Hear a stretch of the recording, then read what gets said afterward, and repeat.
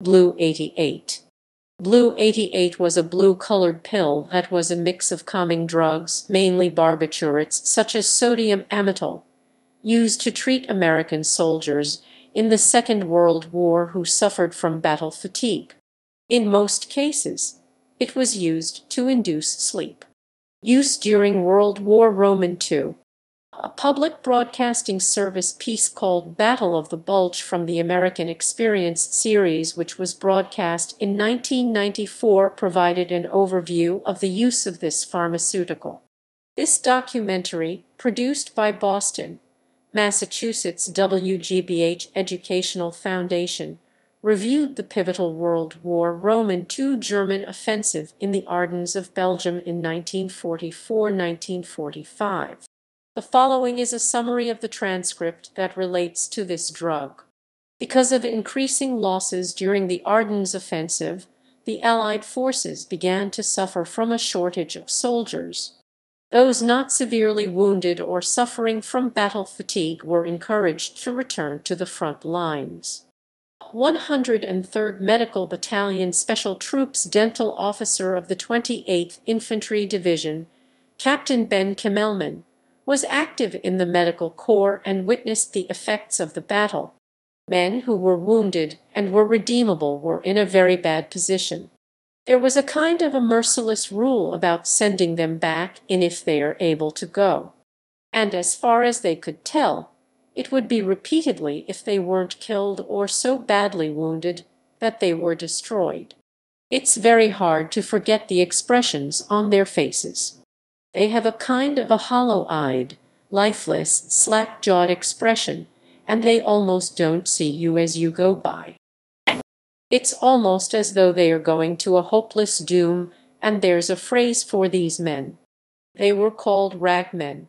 These were infantrymen or infantry medics or such, going back up to a hopeless future or no future, and having no choice in the matter, determined, and their practice march and their practiced step is, as always, back up where they must go.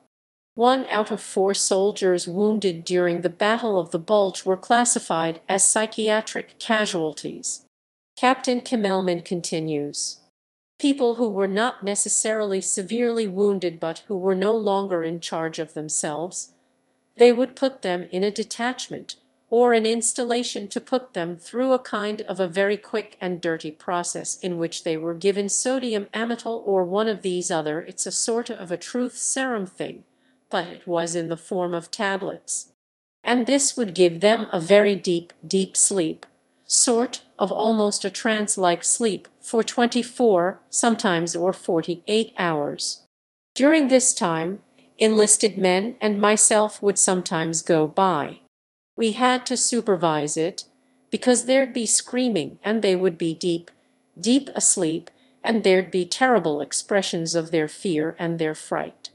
The assumptions were that this would have some kind of cathartic effect, the sodium amytal, which the men called blue 88s. You know, the most effective artillery piece of the Germans was the 88, and this was blue 88s, because the sodium amytal was a blue tablet. Then they would come out of this in, depending on the dosage, 24, 48, 72 hours, and they'd be walking around completely numb. Sometimes they would be slipping and falling. That took a few more hours. Then they would be given a shower, new clothes, and a pep talk, and the attempt was made to send them back. I say the attempt because it didn't always succeed. They weren't suitable to be returned. And in a sense, the thing that repelled me so badly was that you were talking to men who weren't quite yet still in charge of themselves, and you were sort of shepherding them back to the front. And one time, the chief of staff asked me to go out and talk to them. He said, "You're good at that, you go out and talk." I said, "Colonel, I really don't want to do it." He said, "I know, Ben." He said, "Do it anyhow." And I went out. I tried haphazardly to try to get them to persuade them to get in the trucks and go back. They'd finished with their 72 hours.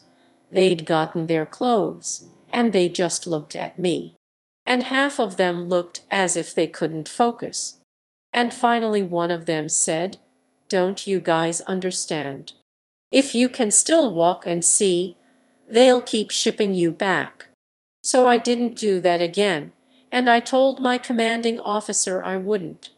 Captain Kimmelman was later captured along with parts of the 110th and 112th Infantry Regiments of the 28th Infantry Division.